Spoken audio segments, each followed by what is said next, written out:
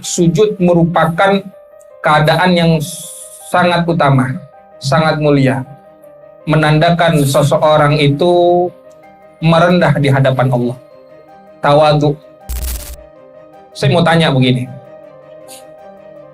kalau orang dipukul tangannya sama dipukul palanya, lebih marah mana? Hah? Orang dipukul tangan sama dipukul kepala, lebih marah mana? Lebih marah dipukul kepalanya. Kenapa? Karena pala itu merupakan anggota yang termulia, yang terhormat. Kepala kita nih, kepala kita merupakan anggota yang terhormat. Tapi di saat sujud, kita meletakkan anggota tubuh yang paling terhormat. Ketika kita sujud, kita meletakkan kepala. Yang kata kita, pala itu merupakan anggota tubuh yang sangat terhormat. Tapi apa hikmahnya? Di hadapan Allah kita jangan merasa tinggi.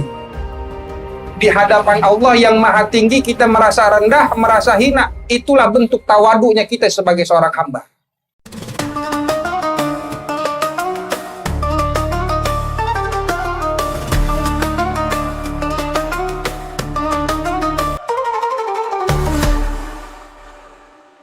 Bismillahirrahmanirrahim. Alhamdulillahi rabbil alamin.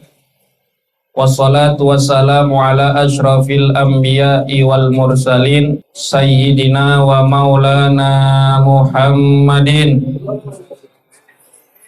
wa ala alihi wa sahbihi ajma'in, amma ba'du. Fa inna asdaqal hadith kitabullahi ta'ala wa khairal hadi hadyu nabina Muhammadin sallallahu alaihi wasallam, wa syarrul umur muhdatsatuha wa kullu muhdatsatin bid'ah wa kullu bid'atin dhalalah wa kullu dhalalatin finnar. Jamaah majelis kopi hitam yang dirahmati oleh Allah, mudah-mudahan hadirnya kita Allah Ta'ala ampunkan dosa-dosa kita.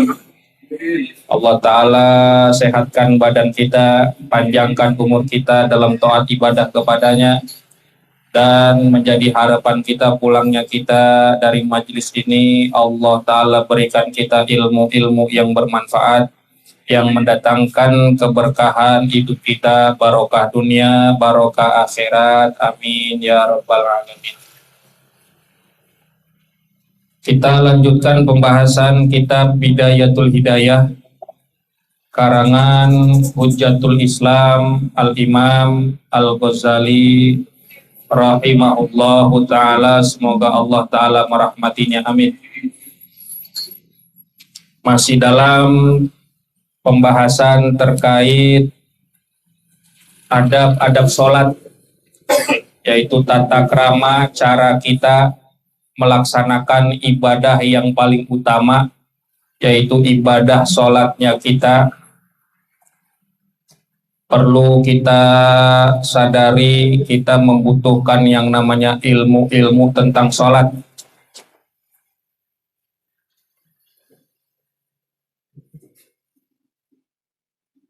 Untuk apa kita perlunya ilmu-ilmu tentang sholat ini? Agar sholat kita terkontrol, ibadah kita kepada Allah betul-betul sesuai dengan apa yang diinginkan oleh Allah Subhanahu wa ta'ala. Bukan hanya sekedar menggugurkan akan kewajiban kita kepada Allah, tetapi memang kita jadikan sholat ini merupakan kebutuhan bagi kita. Dan dengan sholatnya kita rapikan sesuai dengan adabnya, sesuai dengan sunnahnya, tentunya dengan rukun dan syarat serta kewajibannya, yang kemudian sholat kita menjadi rapi, sholat kita menjadi baik dan benar.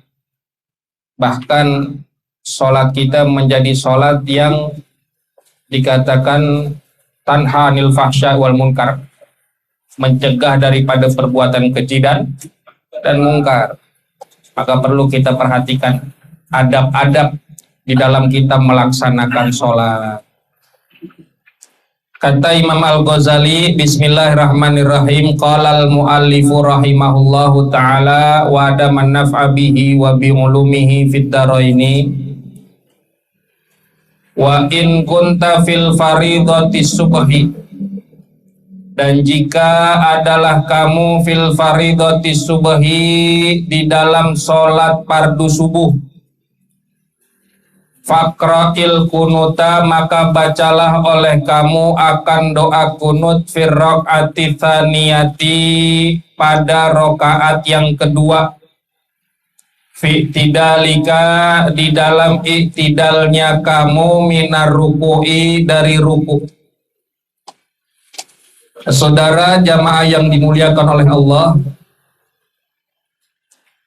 dikatakan dalam kitab ini, apabila kita di dalam melaksanakan sholat subuh, Assalamualaikum, di dalam kita melaksanakan sholat subuh, kata Al-Imam Al-Ghazali, faqra'il kunuta, maka bacalah akan doa kunut. Apa yang dimaksud dengan doa kunut? Pada asalnya yang dikatakan doa kunut adalah ad-du'a'u fis sholati ma'al khudu'i. Doa kunut itu adalah doa-doa di dalam sholat yang bersamaan dengan kepatuhan, dengan ketaatan kita kepada Allah. Jadi doa kunut itu adalah doa yang dibaca di dalam sholat. Kalau orang sholat, ngelaksanain sholat, menggunakan bahasa apa namanya? Bahasa apa? Bahasa Arab. Jadi yang namanya doa kunut, doa yang dibaca di dalam sholat, tentunya harus berbahasa, harus pakai bahasa Arab. Mau ente bacanya fulus, fulus, fulus, kan bahasa Arab tuh. Kok tahu? Tahu ngapain? Apa artinya fulus? Iya, tapi bahasa Arab kan. Cuman kan hina banget di dalam sholat kita masih mikirin duit, masih mikirin harta. Emang kurang apa? Emang kurang. Jadi pada dasarnya doa kunut itu adalah doa yang dibaca di dalam sholat ketika i'tidal di rakaat terakhir. Ketika bangun dari ruku, saat i'tidal di rakaat terakhir, disitulah letaknya daripada bacaan doa kunut.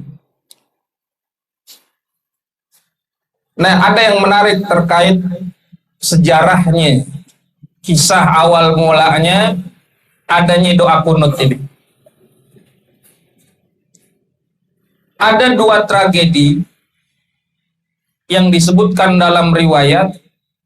Ada yang namanya tragedi Ar-Raji', ada tragedi Bi'ru Ma'unah. Yang keduanya sama-sama dikatakan terjadi pada bulan Safar, tepatnya pada tahun 4 Hijriah, yaitu 4 tahun setelah hijrahnya Nabi Muhammad Sallallahu Alaihi Wasallam dari kota Makkah ke Madinah. Yang dikatakan dalam riwayat tragedi Ar-Raji ini terjadi awal mulanya ada kabilah yang bernama Adal, kabilah Adal dan kabilah Qurrah. Dua kabilah ini menghadap kepada Nabi, meminta kepada Nabi agar dikirimkan utusan sebagai pengajar, agar Nabi SAW ngirim sahabatnya buat ngajar, minta kirimin. Tetapi ternyata ini jebakan, yang pada akhirnya utusan Nabi SAW, para sahabat yang diutus dalam riwayat saat itu ada 10 orang. 10 orang diutus sama Nabi. Ternyata mereka dikepung oleh Bani Lihyan. Mereka dikepung oleh Bani Lihyan, tepatnya di mata air Ar-Raji. Makanya nama tragedinya tragedi Ar-Raji, peristiwa Ar-Raji. 10 orang dikepung oleh Bani Lihyan. Ada yang dibunuh, ada yang ditangkap. Yang ditangkap dijual jadi budak. Udah dibeli, dibunuh sama yang beli. Ini tragedi ini, peristiwa ini sampai ke telinga Rasulullah Sallallahu Alaihi Wasallam, sampai ke telinga Nabi. Nabi bersedih ngelihat, ngedengar para sahabatnya yang diutus ternyata dijebak. Mereka dikepung, ditangkap, dibunuh, ya, bahkan dibantai oleh Bani Lihyan. Itu tragedi Ar-Raji. Nggak lama kemudian, masih pada bulan Safar, dalam riwayat dikatakan terjadi tragedi Bi'ru Ma'unah. Yang pada tragedi atau peristiwa ini, pada awalnya ada seorang yang bernama Abul Barra. Datang lagi kepada Nabi SAW. Datang nih Abul Barra. Nyampe di hadapan Nabi, Abul Barra minta utusan dari sahabat Nabi agar dikirim tuh para sahabat untuk mengajar lagi di penduduk daerah Najd, Arab Baduy sana. Nabi masih mikir yang kemarin udah kejadian. Cuman karena pada awal-awal dakwah, ya akhirnya dikirim oleh Nabi. Itu sekitar 70 orang sahabat. Yang dikatakan 70 ini adalah disebutnya sebagai Al-Qurra. Mereka orang-orang yang hafal Al-Quran. Dikirim tuh 70 orang. Lagi-lagi mereka dijebak. 70 orang utusan Nabi SAW dijegat, dikepung oleh Bani Sulaim, yaitu mereka kabilah daripada Ri'il, Zakwan, dan Usoyah. Dibantai di suatu tempat yang bernama Bi'ru Ma'unah. 70 orang sahabat Nabi SAW. Terdengar kembali peristiwa ini oleh telinga Rasulullah Nabi Muhammad SAW. Yang akhirnya Nabi sedih. 70 orang sahabat, kemarin 10, sekarang 70. Yang ngebuat akhirnya dalam riwayat dikatakan Nabi SAW faqanata syahran. Nabi baca doa kunut selama 1 bulan. Ini riwayat Anas bin Malik. Dikatakan faqanata syahran yad'u ala ahya'in min ahya'il Arab. Nabi membaca doa kunut di setiap sholat 5 waktu selama 1 bulan. Dibaca sama Nabi itu doa kunut selama sebulan, setiap sholat 5 waktu. Nabi mendoakan yad'u ala.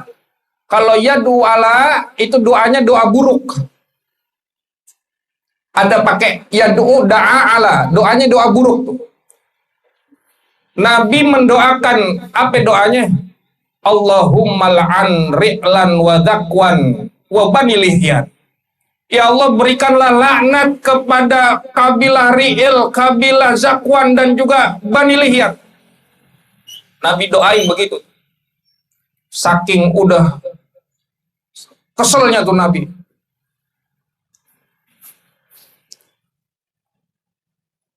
Yang kemudian ketika Nabi membaca doa itu, Allahumma al'an, ya Allah laknatilah, berikan laknat kepada Ri'il, Zakwan, dan juga Bani Lihyan.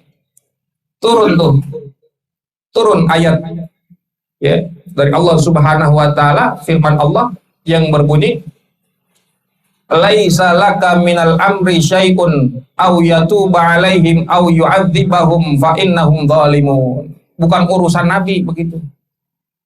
Ya, mau ngedoain keburukan, Nabi ditegur sama Allah, jangan doain begitu, jangan doain biar kata dia orang udah ngelakuin keburukan, ya, biarin, doain aja yang baik-baik. Orang zalim doain yang baik-baik, Kalau orang zolim didoain mampus, film habis, saudara.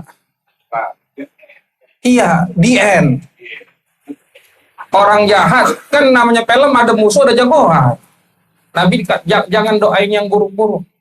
Akhirnya setelah itu Nabi doakan summa hadahum ilal Islam. Nabi doain yang baik-baik biar dia pada dapat petunjuk, dapat hidayah masuk agama Islam, begitu. Paham?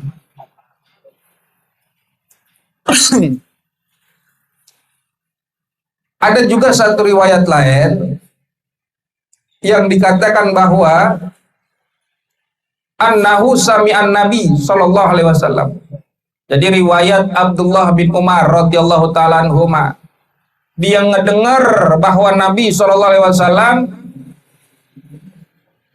membaca doa kunut ini fi sholatil fajri, di dalam sholat subuh, hina rafa'a rasahu minar ruku', tatkala Nabi mengangkat kepalanya daripada ruku'. Kemudian Nabi membaca Rabbana lakal hamdu fi rakaatil akhirah, di rakaat terakhir Nabi baca Rabbana lakal hamdu, thumma qala Allahumma al'an. Kemudian Nabi membaca doa Allahumma al'an fulan bin fulan. Ya Allah, laknatilah mereka tadi kabilah Ri'il, Zakwan, dan Bani Lihyan. Nabi doain begitu. Ada juga riwayat enggak cuma sholat subuh, ya, tapi fil fajri wal maghrib, doa kunut dibaca sama Nabi ketika sholat subuh dan sholat maghrib. Yang pastinya dalam hadis Abu Hurairah radhiyallahu ta'ala anhu, karena Rasulullah sallallahu alaihi wasallam, Nabi Muhammad sallallahu alaihi wasallam, yadu ala ahya'in min ahya'il Arab, Nabi membaca doa untuk mereka, ngedoain tadi Allahumma al'an itu, kemudian turun ayat laisa laka minal amri syai'un au yatuba alaihim au yu'adzibahum fa innahum zalimun. Ya, bukan urusan kita, ada urusan begitu. Kalau ada orang yang ngelakuin buruk, begitu kata Allah, jangan didoain yang buruk. Fa innahum zalimun. Sesungguhnya mereka itu orang zalim, biarin ntar juga dapat hidayahnya dari Allah. Jangan didoain yang buruk. Ya, makanya kalau ustadz diundang di kampung yang jauh gitu ya, udah kedengeran beritanya di kampung situ emang kagak demen sama ustadz pulan. Tapi itu ustadz diundang, tiba-tiba ada undangan selamatan. Baik-baik dikasih kopi tuh. Ah, baik-baik doang. Iya, hati-hati. Diundang tuh dia. Katanya dia tuh kampung situ pada nggak seneng. Tahu-tahu diundang selamatan. Kalau dikasih kopi hati-hati, baca bismillah aja. Bismillah. Takutnya diracun, mati. Ya, cuman jangan dibalas lagi dengan keburukan. Kalau ada orang yang ngelakuin keburukan kepada kita, jangan ngelakuin keburukan lagi. Doain yang baik-baik. Doain biar panjang umur. Biar filmnya tuh ya bersambung terus, episode 1, 2, 3 terus begitu kayak Dracin. Jadi CEO.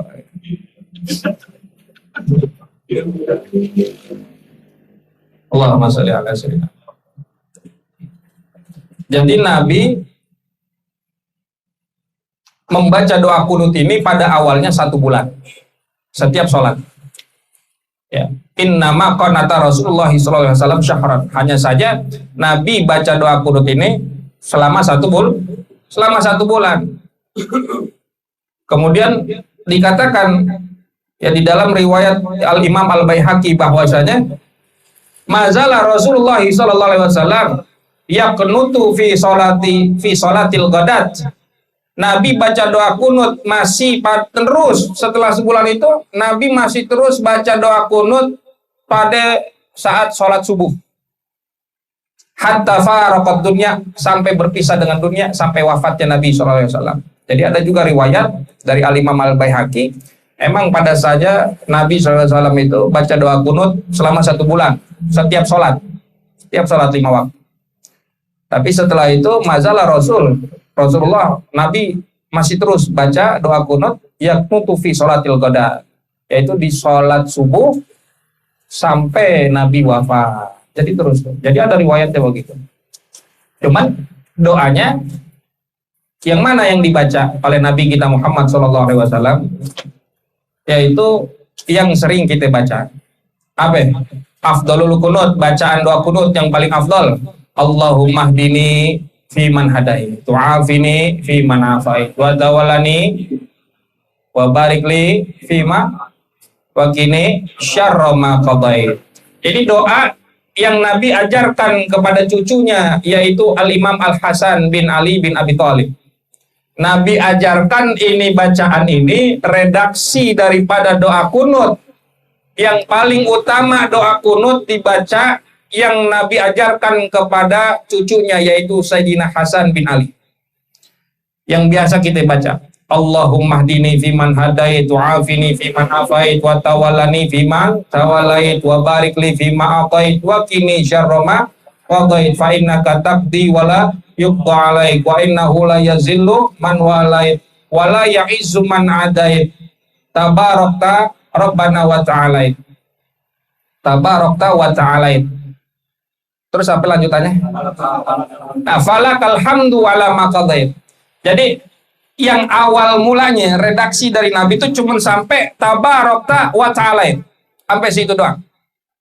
Yang Nabi ajarkan kepada cucunya, yaitu kepada Al-Imam Al-Hasan, hanya sampai situ.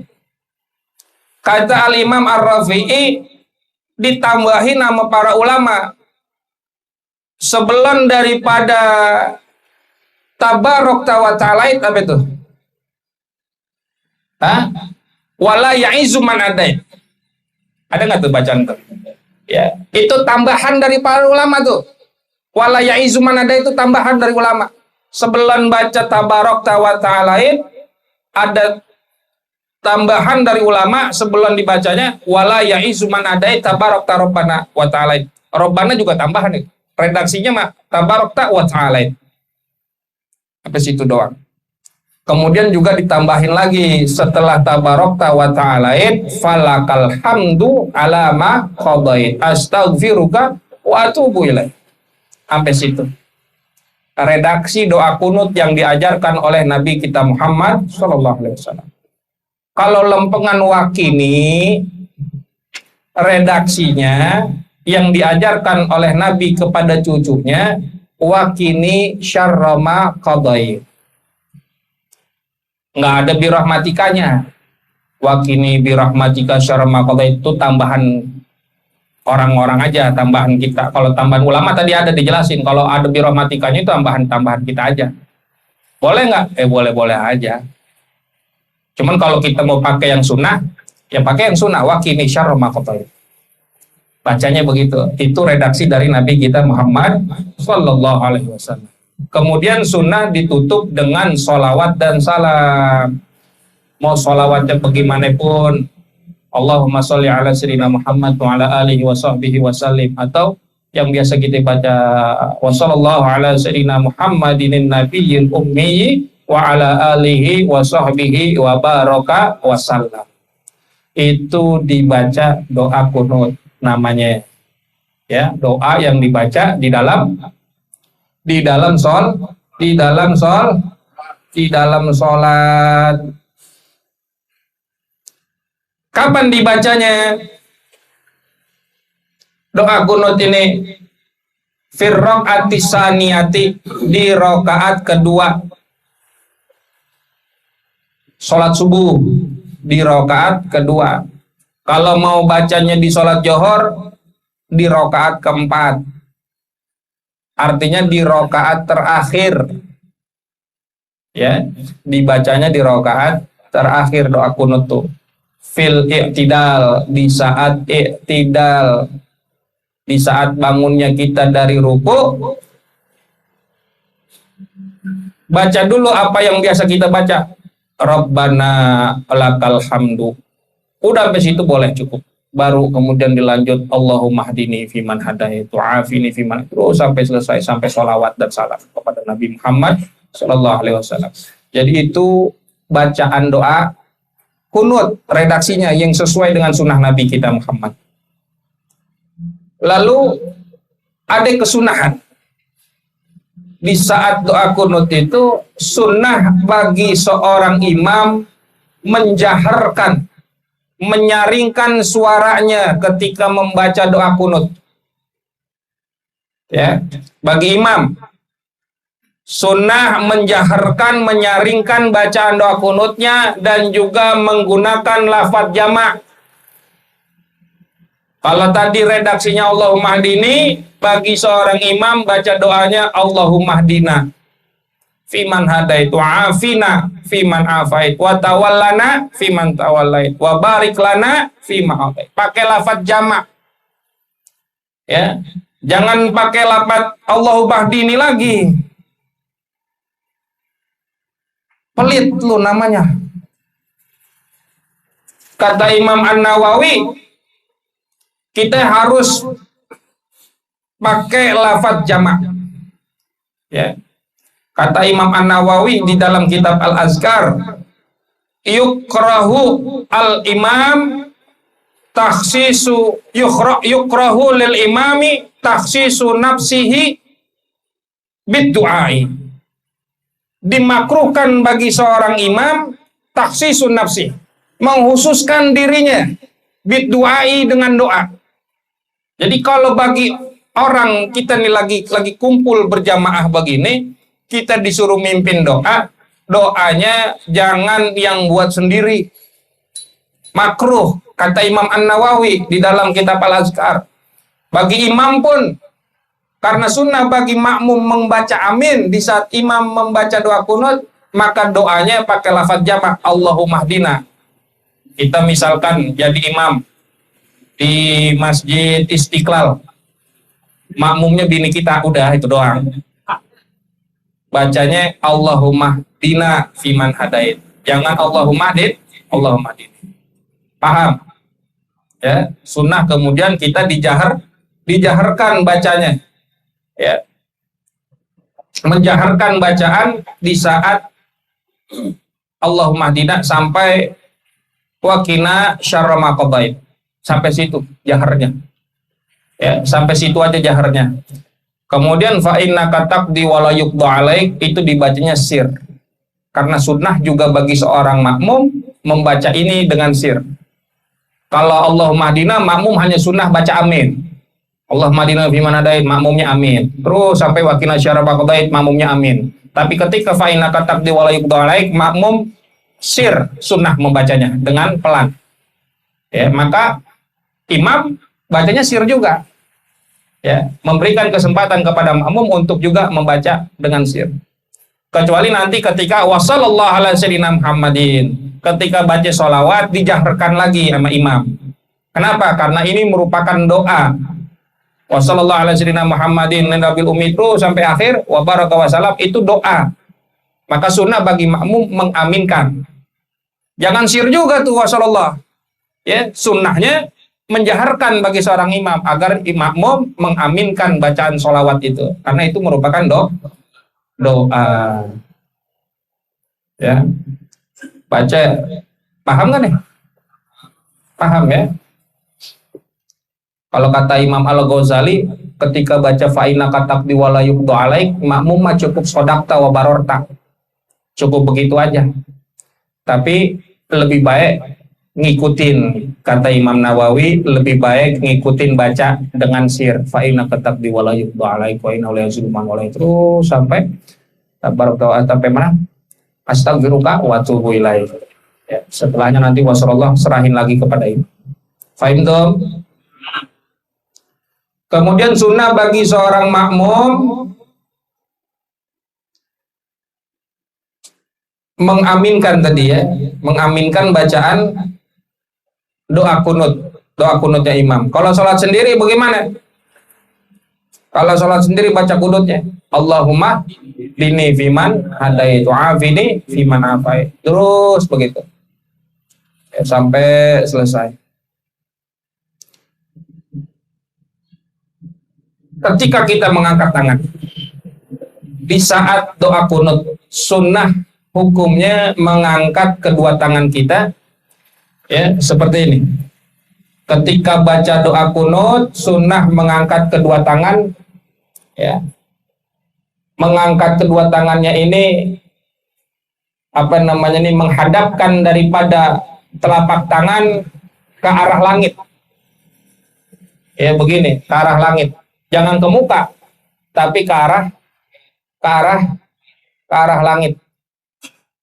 Sunnahnya tuh mengangkatnya ke arah langit, tangan kita dibuka begini nih. Dan sunnah menempelkan la tafrij, bukan direnggangin, tapi sunnahnya ditempelin begini tuh. Tangan kita nempel, ngadepnya ke langit. Kenapa yang ngadep ke langit? Li'anna sama kiblatut doa, karena langit itu kiblatnya doa. Maka kalau doa, tangannya mengadah begini, telapak tangan ngadepin ke langit. Dan sunnah mata kita memandang telapak tangan kita. Makanya begini tuh, baca doa kunutnya. Kok nggak ngadep sujud, tempat sujud lagi, kan 2 kali kan tuh, tempat sujud situ tadi. Ini kali kan kita begini, mau begini loh. Begitu tuh, susah banget tuh kata.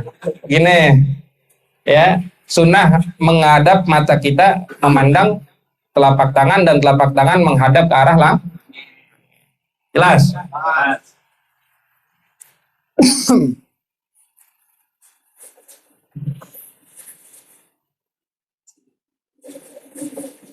Ada lagi begini, kata Imam Ar-Ramli,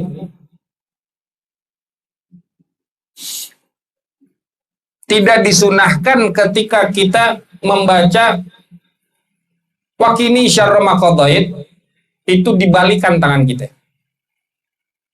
Ya kan ada yang dibalikin begitu tuh. Ya, artinya ketika daf'ul bala atau raf'ul bala, untuk mengangkat bala, kan ada yang doa tuh tangannya dibalikin. Ada nggak? Ya, tangan kita ya, bukan tangan orang. Tangan kita begitu balikin gitu. Kata Imam Ar-Ramli, annahu la yusannu qalbul kafain. Tidaklah disunahkan membalikan kedua telapak tangan. Kata Imam Ar-Ramli, bal yukrahu, bahkan dimakruhkan. Hukumnya makruh, kata Imam Ar-Ramli, membalikan kedua tangan ini.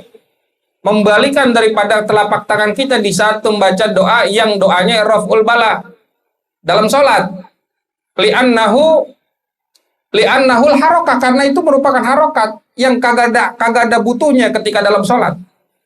Kecuali doa-doa di tempat, doa-doa di luar sholat.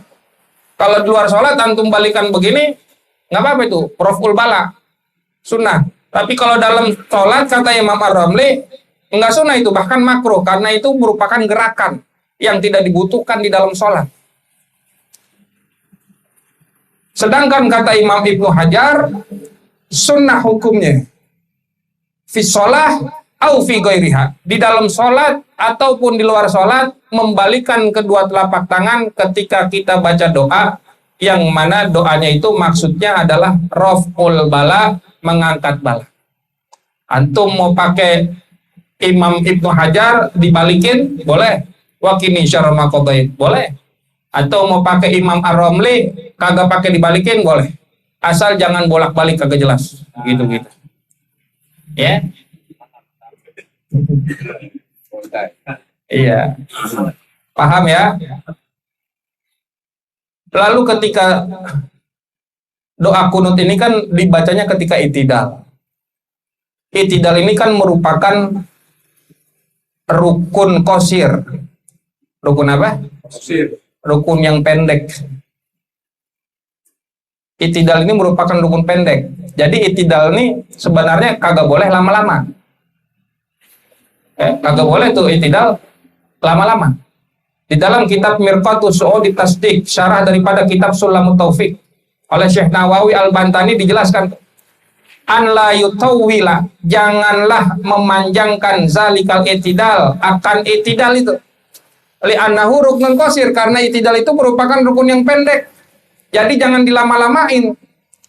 Fa in tawwala bisukutin, kalau orang i'tidal itu dipanjangin i'tidalnya karena dengan dia diem, atau dengan bidzikrin ghairi masyru', atau dengan zikir yang tidak disyariatkan, maka batalat sholatuhu, batal sholatnya.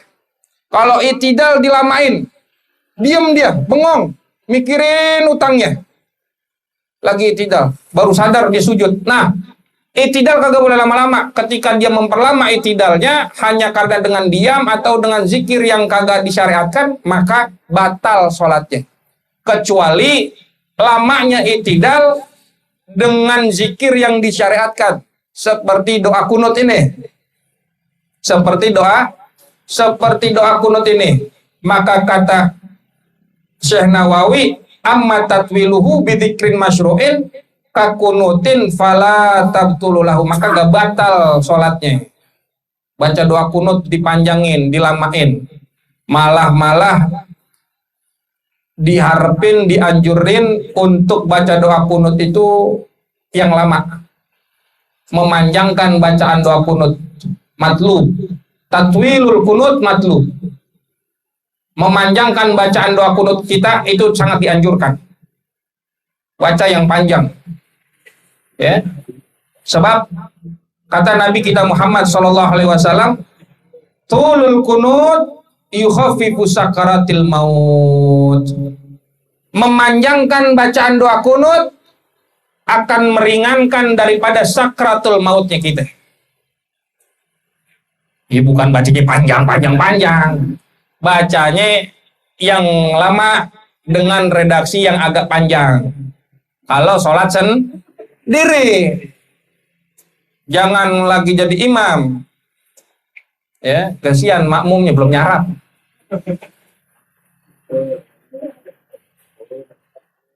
Ya, melamakan, memperpanjang daripada bacaan doa kunut itu sangat dianjurkan. Paham dong?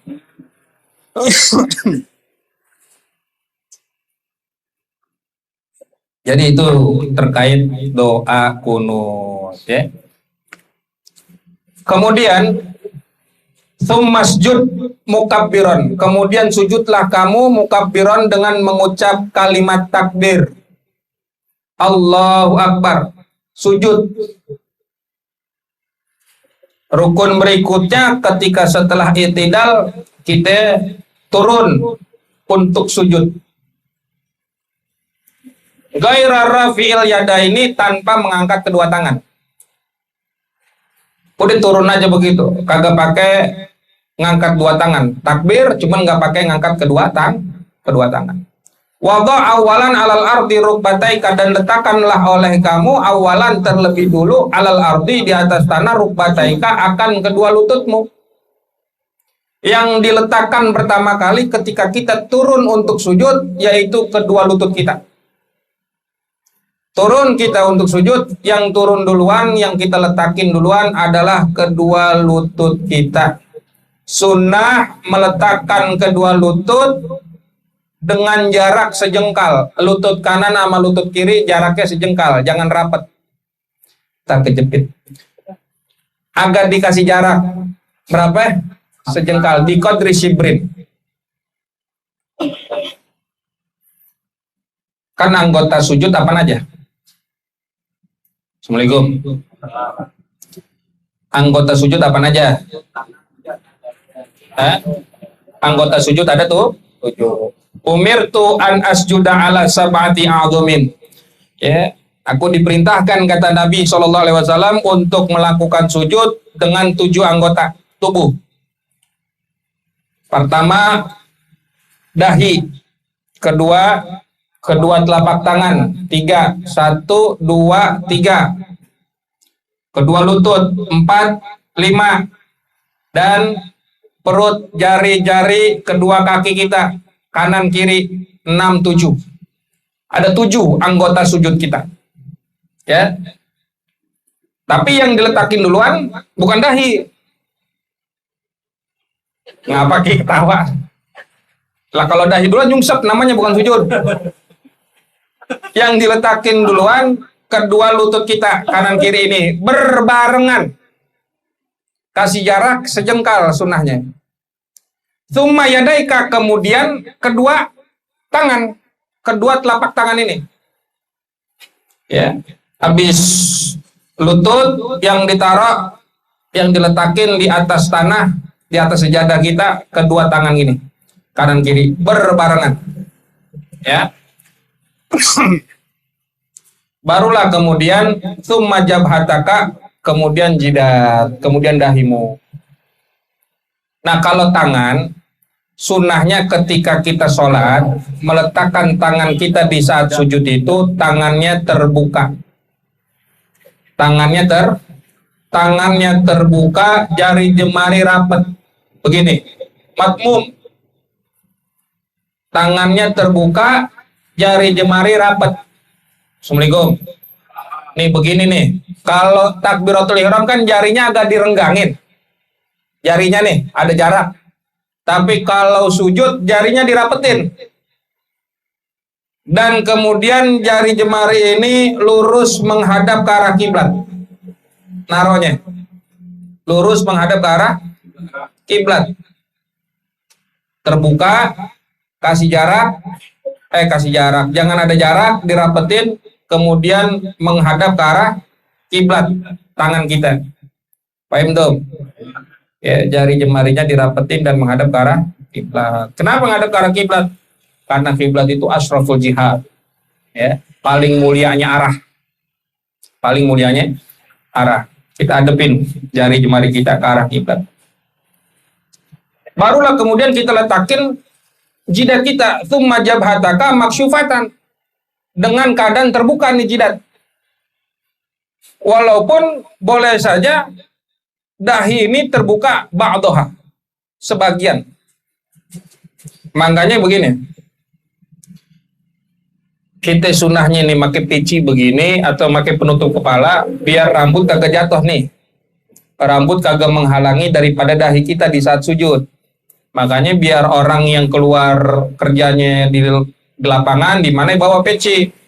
Suatu saat lagi sholat kagak kebanyakan ngebenerin rambut pas mau sujud. Iya, kalau sehelai doang gak apa-apa. Karena sebagian yang terpenting dahinya ada di tempat sujud. Kalau ketutup semua sama rambut nggak ada di dahi, atau contoh pakai peci begini. Ini ketutup semua nih jidat, dahi ini nggak ada bagian dahi yang terkena tempat sujud kita. Maka nggak sah sujudnya.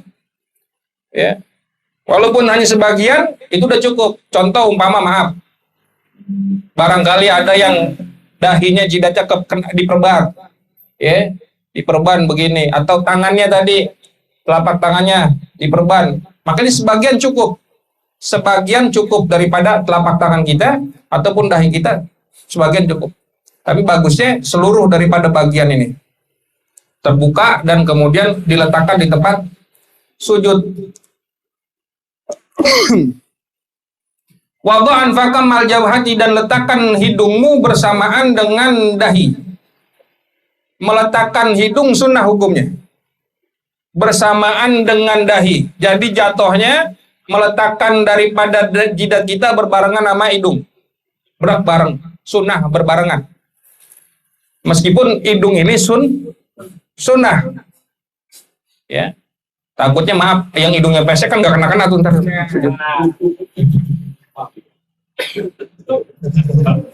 Kalau hidungnya mancung mah udah kena dulu kan. Tapi kalau hidungnya pesek sampai mendelep gitu. Jadi kalau naruh jidat juga, Assalamualaikum. Wada'an faka mal jabhati, dan letakkan hidungmu bersamaan dengan dahi di saat sujud. Meletakkan dahi ini di dalam kitab Syarah Sulamut Taufik itu dijelasin bahwa ngeletakinya itu an yakuna mutatsakilan, ngeberatin, ditekan. Jadi bukan sekedar nempel, tapi menekankan dahimu di saat sujud. Dari sekian banyak anggota tubuh yang ada, untuk anggota sujud ini, dahilah menjadi patokan utama, menekankan lebih berat. Ibarat kapas ditaruh di tempat sujud, itu kapasnya sampai kempes. Enggak cuma nempel, enggak cuma begini orang sujud nempel doang baru bangun lagi. Enggak, tapi memberatkan, menekankan daripada dahi kita di tempat sujud, itu sunnahnya. Syarat daripada sujud seperti itu. Enggak cuma nempel bangun nempel bangun enggak, tapi ditetapkan. Paham belum? Ya. Dahi terbuka. Ya, anggota yang wajib dibuka dahi. Dari 7 anggota sujud kita yang wajib dibuka itu dahi. Jadi laki perempuan dahinya dibuka. Jidatnya ini harus kena, ya. Biar kata sebagian. Kalau ada anggota yang wajib ditutup. Kalau tadi wajib dibuka, yang wajib ditutup apaan? Yang wajib ditutup 2 lutut nih. Bagi laki-laki wajib ditutup. Jangan dibuka. Ya. Batal nih. Aurat. Ya, wajib ditutup 2 lutut kita. Dan bagi perempuan, kalau lutut malah laki perempuan tutup wajib. Tapi kalau bagi perempuan yang wajib ditutup adalah perut jari-jari kedua kakinya. Ya, perut jari-jari kedua kakinya itu orang perempuan wajib tutup. Kalau orang laki nggak apa-apa, ya, boleh dibuka, boleh ditutup. Ya, kalau dia pakai kos kaki atau pakai khuf kan ketutup. Kalau perempuan wajib ditutup. Ada yang boleh dibuka, boleh ditutup. Apa? 2 telapak tangan. Ya, 2 telapak tangan. Bagi laki maupun perempuan. 2 telapak tangan ini boleh dibuka, boleh ditutup. Paham? Ya. Itu 7 anggota sujud kita. Mana yang wajib dibuka, mana yang wajib ditutup, mana yang boleh dibuka atau boleh ditutup. Kalau 2 telapak tangan boleh dibuka, boleh ditutup. Mau laki mau perempuan. Yang wajib dibuka apa tadi? Jidat, dahi, laki perempuan wajib dibuka. Yang wajib ditutup apa tadi? Kedua lutut laki perempuan. Sama apa lagi yang wajib dibuka, wajib ditutup? Perempuan jari-jari kakinya. Ya, jari-jari perut, jari-jari kakinya itu wajib ditutup. Ada yang boleh dibuka, boleh ditutup? Telapak tangan laki perempuan. Ya. Kalau jari jemari laki-laki yang kaki boleh dibuka, boleh ditutup.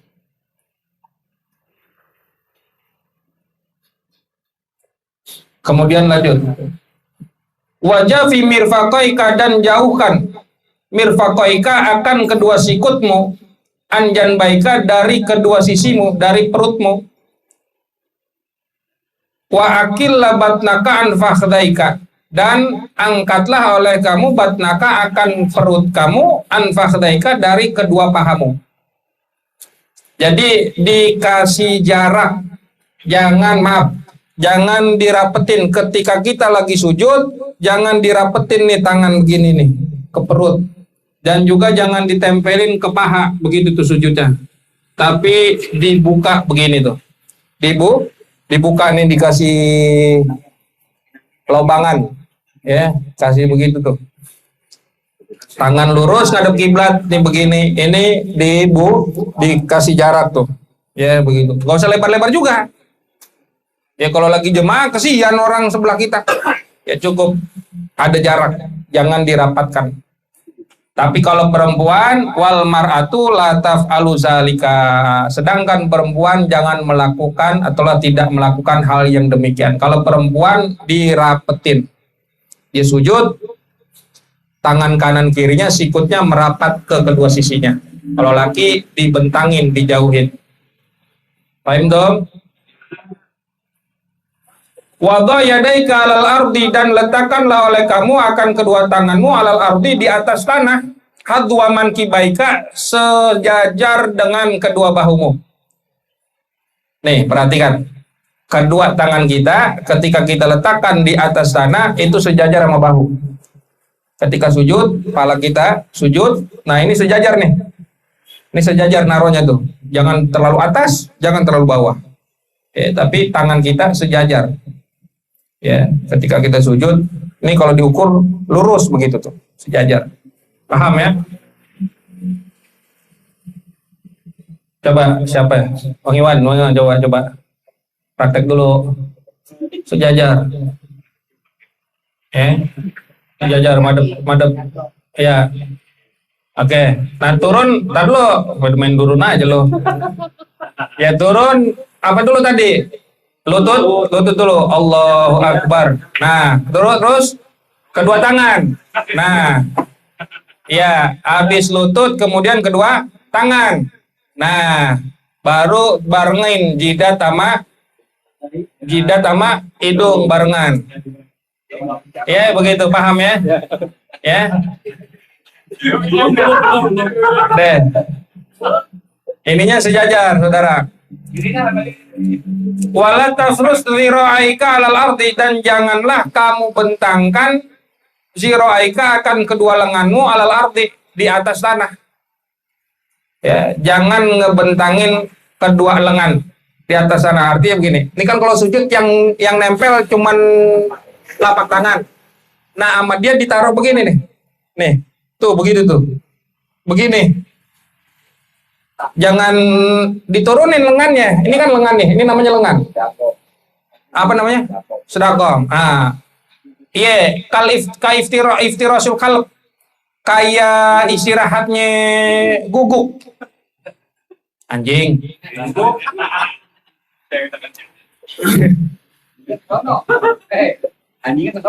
Karena kata Nabi Muhammad SAW,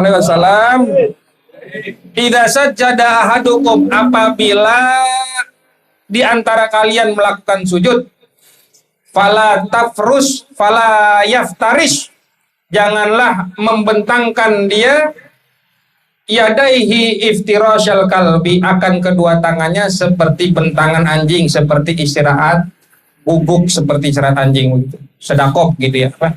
Tadi namanya sedakom gitu tuh. Jangan begitu, tapi lengan ini diangkat dari tanah, jangan dijatuhin ke tanah. Paham dong? Yang kayak begitu, kayak apa tadi namanya? Guguk. Wa qul subhana rabbiyal a'la wa bihamdi, dan bacalah oleh kamu subhana rabbiyal a'la wa bihamdi. Ya, berbeda dengan ruku, yang ruku dibaca subhana rabbiyal azimi wa bihamdi.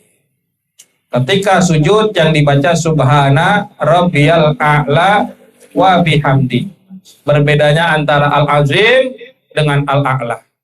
Karena ketika diturunkan ayat yang berbunyi sabbihisma rabbikal a'la, maka kata Nabi SAW, ija'aluha fi sujudikum, jadikanlah bacaan tersebut di saat sujudnya kalian. Ketika kita sujud, maka yang dibaca subhana rabbiyal a'la, yang dibaca al-a'la. Kalau ruku yang dibaca al-azim. Ini ada bedanya. Kalau dalam ilmu nahu, al-azim ini dengan al-a'la. Al-a'la ini makanya isim tafdil. Ya, isim tafdil itu artinya ada yang lebih. Kayak komparatif. Ya. Aku lebih baik dari kamu. Itu namanya komparatif. Nah, itu namanya isim tafdil. Al-a'la artinya lebih tinggi. Kalau Ali artinya yang maha tinggi, tapi al-a'la, maka di dalam sujud dibacanya subhana rabbiyal a'la. Di dalam sujud dibacanya subhana rabbiyal a'la. Makanya pakai isim tafdil. Kenapa? Ada hikmahnya. Penghususan al-a'la menggunakan isim tafdil di saat kita sujud, karena itu menunjukkan keunggulan, keutamaan daripada sujud. Karena sujud merupakan bentuk daripada ghayatut tawadu. Tujuannya kita merendah, tawadunya kita di hadapan Allah Subhanahu wa taala. Maka yang digunakan kalimatnya isim tafdil, pakainya al-a'la. Bukan al-ali. Bukan subhana rabbiyal ali, tapi subhana rabbiyal a'la. Pakainya isim tafdil. Kalau ruku subhana rabbiyal azim, bukan subhana rabbiyal a'zam. Dia pakai biasa. Subhana rabbiyal azimi wa bihamdi. Jelas tuh? Paham? Karena sujud merupakan keadaan yang sangat utama, sangat mulia. Menandakan seseorang itu merendah di hadapan Allah. Tawadhu. Ya, itu hikmah daripada sujud. Faedahnya sujud. Kita di dalam sholat, yaitu tujuannya untuk tawadhu, untuk tawadunya kita. Saya mau tanya begini. Kalau orang dipukul tangannya sama dipukul palanya, lebih marah mana? Hah? Orang dipukul tangan sama dipukul kepala, lebih marah mana? Lebih marah dipukul kepalanya. Kenapa? Karena pala itu merupakan anggota yang termulia, yang terhormat. Kepala kita nih. Kepala kita merupakan anggota yang terhormat.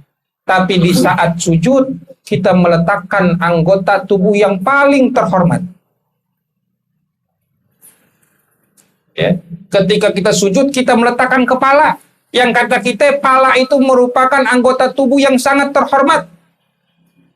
Tapi, apa hikmahnya? Di hadapan Allah kita jangan merasa tinggi. Jangan merasa terhormat.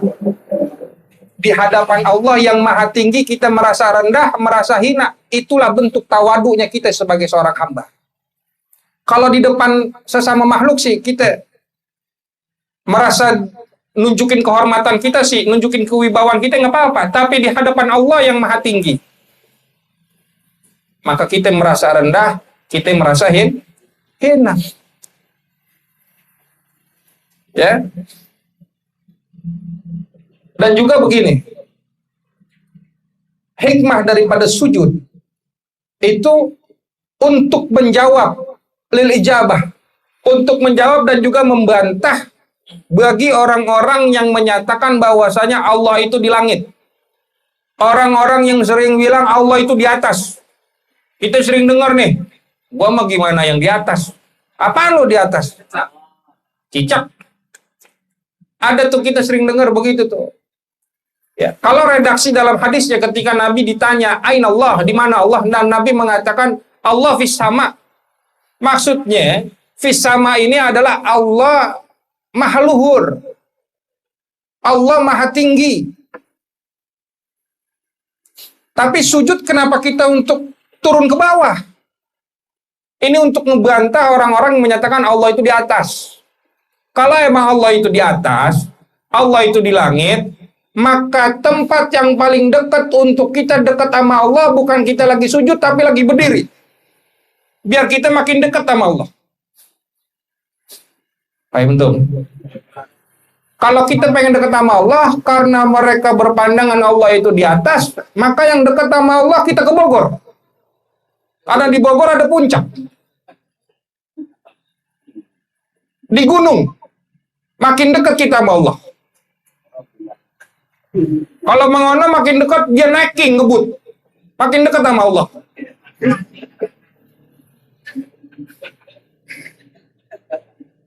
Ya, jadi sujud itu untuk menjawab pernyataan orang-orang yang katanya Allah itu adanya di atas.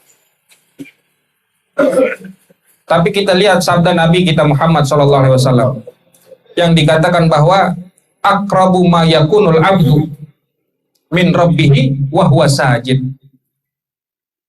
Tempat yang paling dekat bagi seorang hamba kepada Tuhannya, kepada Allah, yaitu di saat hamba tersebut sedang sujud.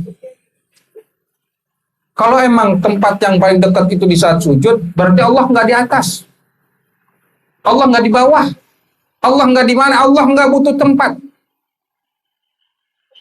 Kita punya keyakinan akidah kita Ahlussunnah wal Jamaah, Allahu mawjudun bila makan. Allah ada, tidak butuh tempat. Karena Allah ada, sebelum tempat itu ada. Allah nggak butuh tempat, Allah nggak butuh ruang, Allah nggak butuh waktu, Allah nggak butuh arah.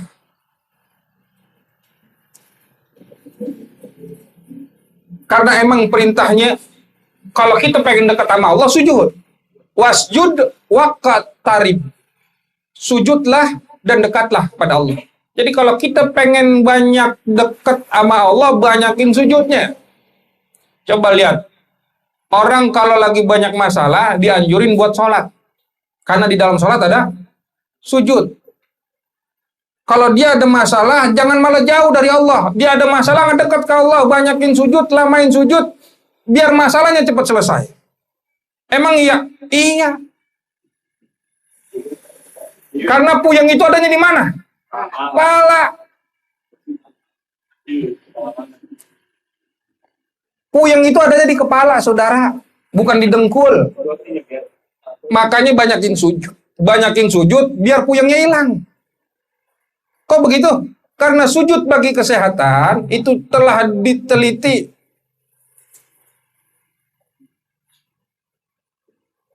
Anggota tubuh kita ini membutuhkan darah. Karena darah ketika mengalir, yang di bawah itu oksigen. Darah kalau ngalir, yang di bawah itu oksigen. Dan yang memompa darah agar darah itu terus mengalir, yaitu bagian jantung.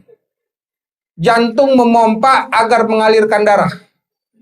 Dan ketika kita sujud, anggota tubuh yang paling jauh jaraknya dengan jantung, yaitu bagian otak kita. Maka ketika sujud, posisi kita seperti itu, jantung akan memompa aliran darah begitu cepat, mengalir sampai ke otak. Sehingga otak kita jadi terang lagi. Jadi puyengnya hilang. Kalau kita punya masalah, banyakin sujud biar puyengnya hilang. Karena aliran darah nih, kalau orang banyak pikiran kan di sini mampet nih. Kagak mau ngalir nih darah nih. Puyeng makanya yang dia rasa. Mikirin itu, segala macam. Puyeng dia. Makanya kurang darah banyakin sujud. Ketahuan tuh, kagak pernah sujud. Ya, banyakin sujud. Waktu sujud terbaik di saat sepertiga malam. Banyakin sujud situ. Jadi banyak hikmahnya, faedah ketika kita melakukan ibadah sholat seperti sujud gitu. Ya. Bahkan memperlama sujud itu diutamakan. Kata Imam An-Nawawi di dalam kitab Ar-Raudhah, tatwil sujud afdalu min tatwilir ruku'. Memperlama sujud itu lebih afdol, lebih baik, lebih utama daripada memperlama ruku'. Maka ketika kita sholat, sujudnya dilamain. Sujudnya lamain, banyakin di situ. Aqrabu ma yakunul abdu min rabbih, kata Nabi Muhammad SAW. Yang paling dekat tempatnya antara hamba dengan Tuhannya, dengan Allah Subhanahu wa taala, wa huwa sajid, ketika dia sedang sujud. Fa'akthirud doa, kata Nabi, maka banyakin baca doa di situ. Di saat sujud banyakin baca doa. Jangan sujud pun Allahu Akbar, Allahu Akbar, Allahu Akbar. Burung pelatuk tuh. Allahu Akbar, Allahu Akbar. Begitu-gitu doang. Ayam dikasih beras, tok, tok, begitu doang tuh. Sujud yang benar, yang lama ditekan begitu tuh, ya. Ditekan tuh maksudnya bukan digosok-gosok biar hitam di sini loh, bukan. Dibiasain aja gitu sujud, ya. Oh gitu. Paham dong?